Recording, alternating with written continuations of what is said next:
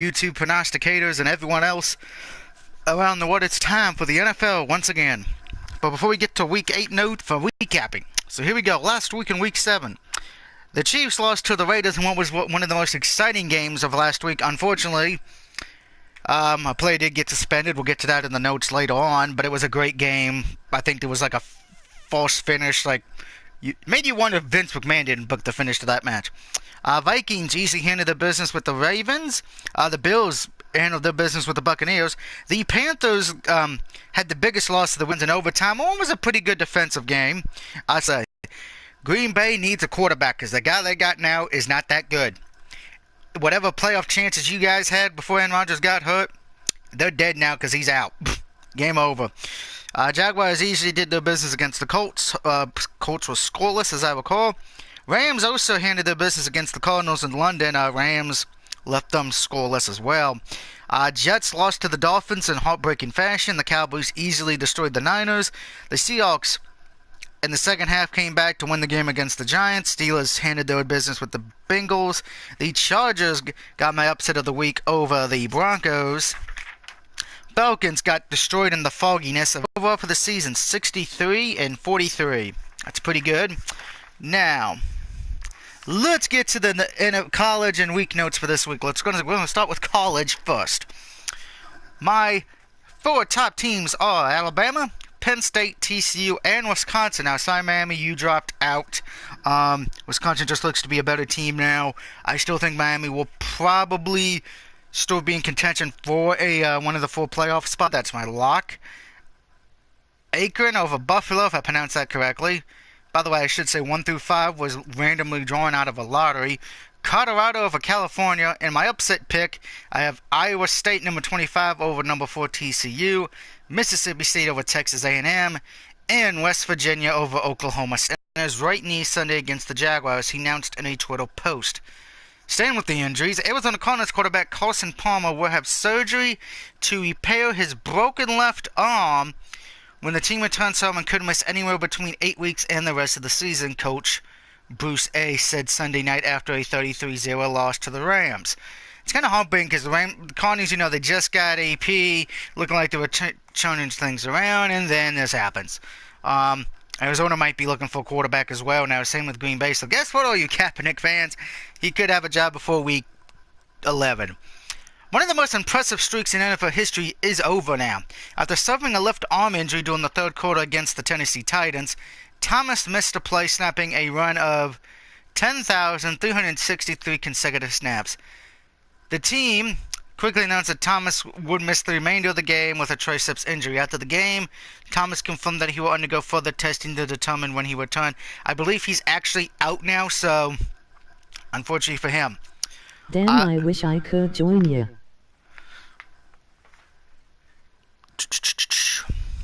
I'll see who made that comment in 1 second. Thank God for YouTube on the phone. Teams with a bye this week. The 4-3 Packers, the 4-3 Titans, the 5-2 Rams. Yes, I am still shocked they're at 5-2. If you would have told me that, I would have said no. The 1-6 Giants, and yes, that still shocks the hell to me that they suck right now. The 3-4 Cardinals and the 4-3 Jags have a bye this week. So if you have any of those players on your fantasy league, bench them. If you don't, any players you have, well then you're shit out of luck, my friend. Sorry about your bad luck. Wait a minute, Wicked, you don't even watch football. Granted, you probably do better than me. Staying with the injury report, the Dallas Cowboys will be without kicker Dayan Bailey for weeks because of a groin strain and his kicking leg, according to a source. Now, I never had a pulled groin, but yeah, that kind of sucks. Dayan Bailey suffered the injury while kicking into the net during Sunday's 40-10 win against the 49ers. Safety Jeff Heath took over the kicking duties for the rest of the game, making 2 out of the 3-point after attempts. Speaking on 105.3 The Fan in Dallas on Monday, Executive Vice President Stephen Jones all but ruled out Bailey for next week's game against the Redskins, saying this could be more than a week at a time. That actually helps the Redskins because now Dallas has to get a new kicker, and they did sign one. I'll get to that name later. But that actually helps the Redskins because now Dallas is without one of their best players. Yes, I know someone's going to be like a kicker. Hey, the kicker is very accurate, and almost everybody loves him in fantasy because he's always getting them points. So if you have Dan Bailey on your fantasy, make switches now. Going to Miami now, Coach Adam Gase, if I pronounced that correctly, confirms starting quarterback Jay Cutler has multiple cracked ribs and that his chance of playing Thursday against the Baltimore Ravens not strong. Right now, it doesn't look real good. Gase said of Cutler's status, Cutler was injured in the third quarter of Sunday's win over the New York Jets. Cutler took a hit from Jets linebacker Jordan Jay and received an MRI on his ribs Sunday evening. Backup Matt Moore replaced Cutler and led the Dolphins from a 14-point deficit in the fourth quarter against the Jets to win the game. Moore threw for 188 yards, 2 TDs, and an interception.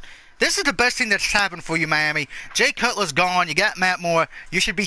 I don't usually say you should be thankful if somebody gets injured, but in this case, it's actually a good thing he got injured. Jay Cutler will be out Monday, so if you have Jay Cutler, don't play him. Play somebody else if you can. There's still a few good quarterbacks left in fantasy if you can get one. But Matt Moore's going to get a chance to prove himself and show why he probably should have been the starting quarterback to begin with. The NFL handed down a one-game suspension without pay to Vikings strong safety Andrew S. for his hit on Baltimore Ravens wide receiver Mike Wallace on Sunday. Standout left tackle Jason Peters and middle linebacker Jordan Hicks are out for the remainder of the season, the Eagles head coach Doug Peterson said Tuesday. Both players were hurt during Monday night's 34-24 win over the Redskins. Peters was carted off the field early in the third quarter after suffering injuries to his MCL and ACL on his right knee. Hicks needed assistance leaving the field just 2 plays into the game after suffering a ruptured right Achilles tendon. Not good for the Eagles. That was actually a problem last year. If anybody paid attention to the Eagles last year, I know no one did because they did not do well. When they lost one of the offensive linemen, they went downhill. You've lost now 2 players, one who was one of your best offensive linemen. So it's going to be interesting to see what happens. I will say this. They play the Niners this week, so it should not be a problem. But we'll see what happens when they start playing better teams. We shall see. The NFL has upheld its one-game suspension of the Oakland Raiders running back Marshawn Lynch, I can't pronounce his first name, for making physical contact with an official, the league announced Tuesday. The ruling by appeals officer James T means Lynch will not play Sunday against the Bills in Buffalo, where he spent the first 3.5 seasons of his NFL career. So if you have Lynch on your fantasy, you know what to do. Veteran defensive end Dwight Freeney has agreed to a deal with the Seattle Seahawks. The team announced Tuesday night. Freeney, 37, was in Seattle on Tuesday to work out and take a physical for the Seahawks. He later tweeted he joined the team. A source told ESPN's Adam Schefter, or Adam S., that the deal is for 1 year. Going back to Dallas, with Dan Bailey expected to miss time with a groin injury, the Cowboys will sign veteran kicker Mike Nugent after he won a competition with Jason M. and Sam Hill on Tuesday. Nugent, 34, lost a training camp competition with AR to the New York Giants. I'm saying AR because I cannot pronounce that name. Kicker this summer. In his career with the Bengals, Cardinals, Buccaneers, and Jets, Nugent has made 236 of 292 career field goal attempts. So he's not, that's pretty good. Nugent is that, you're getting a good veteran kicker. I do hope Bailey comes back there because Bailey is way better, but I hope Nugent does well. The Pittsburgh Steelers have benched Martavius Bryant for Sunday's game against the Detroit Lions over his use of social media. The receiver said Bryant said he was and question of the video, guys. It was going to be who do you think's got the better chance of winning the Browns or the Niners this week, but no one's going to really answer that question.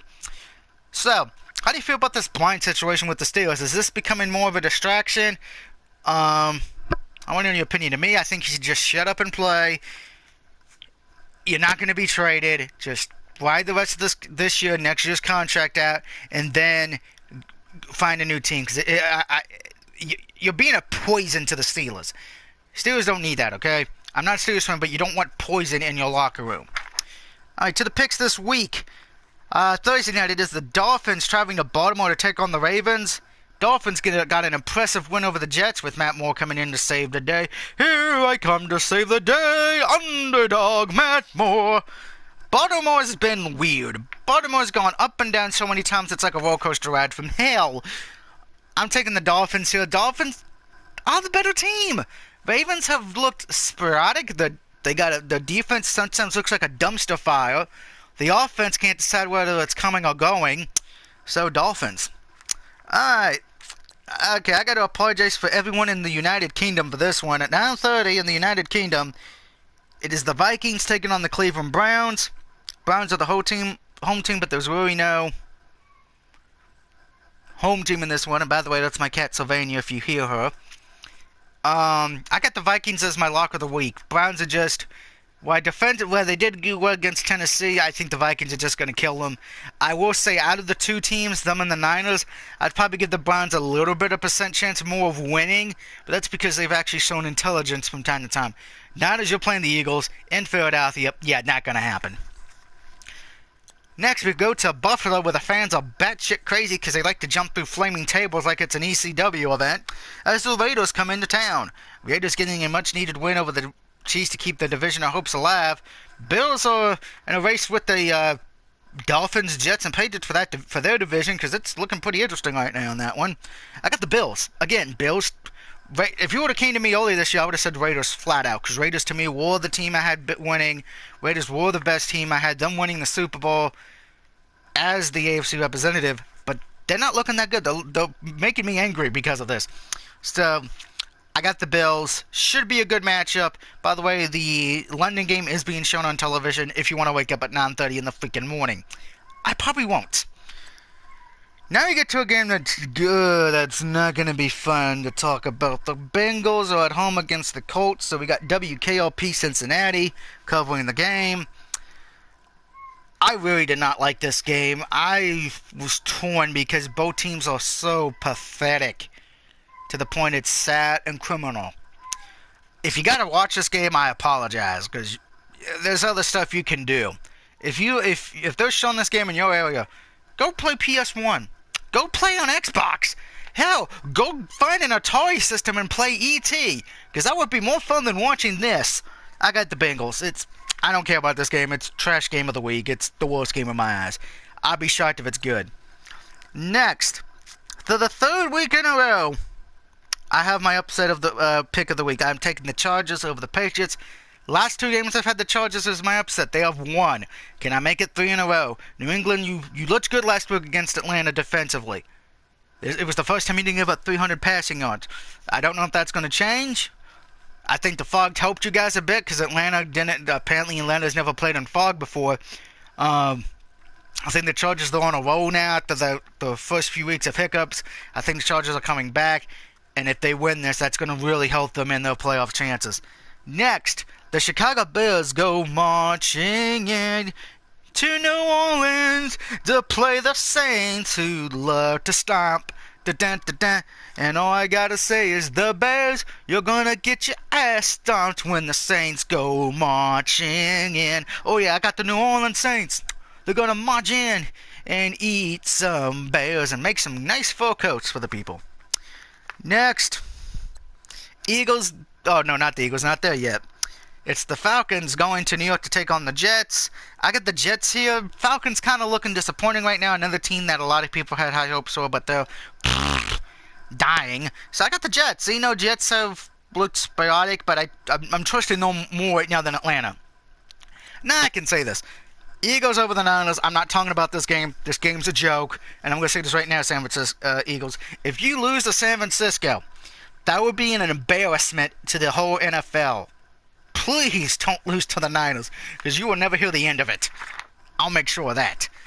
Next, it is the Panthers traveling to Tampa Bay. Kind of another one of those weird games. Neither teams looked really impressive. It's kind of one of those, who do you take? I'm taking the Panthers here. I think they're a little bit better than Tampa, but Panthers really need to wake up. If Panthers loses, I think that could hurt. They'll be put on life support for playoff chances. It's going to be a good game, though. It is a rivalry game, so we'll see what happens. And that is the last 1 o'clock game. Heading to Seattle now, the Texans, who have been looking very good with their young quarterback, go to Seattle.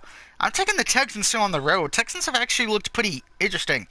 They're still in the line for the division. They're looking pretty good. Granted, their defense is not, but it's that offense. That offense is actually... We're actually talking about the Texans' offense more than their defense this year.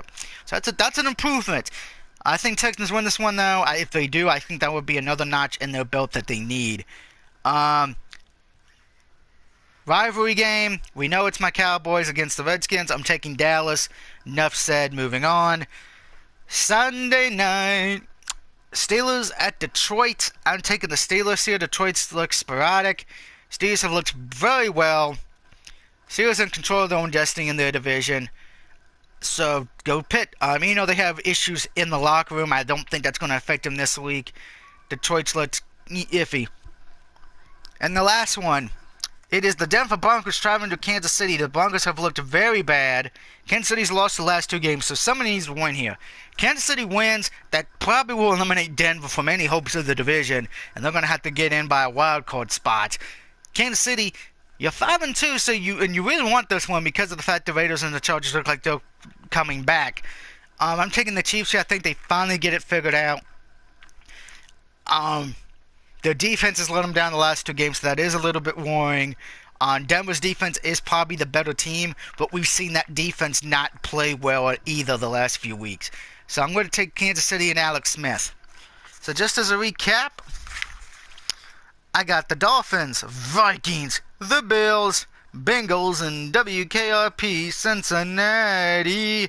The Black, the Steel Curtain of Pittsburgh, the Steelers, and the Chiefs will be scalping the Broncos. Let me know what you think of my picks, and let me know what your picks are for this week as well. Don't forget the question of the video. What do you think of this Latavius Bryant situation in Pittsburgh? Is it good night, everybody? And again, I apologize to London for getting a terrible game. I apologize on behalf of America. Goodbye.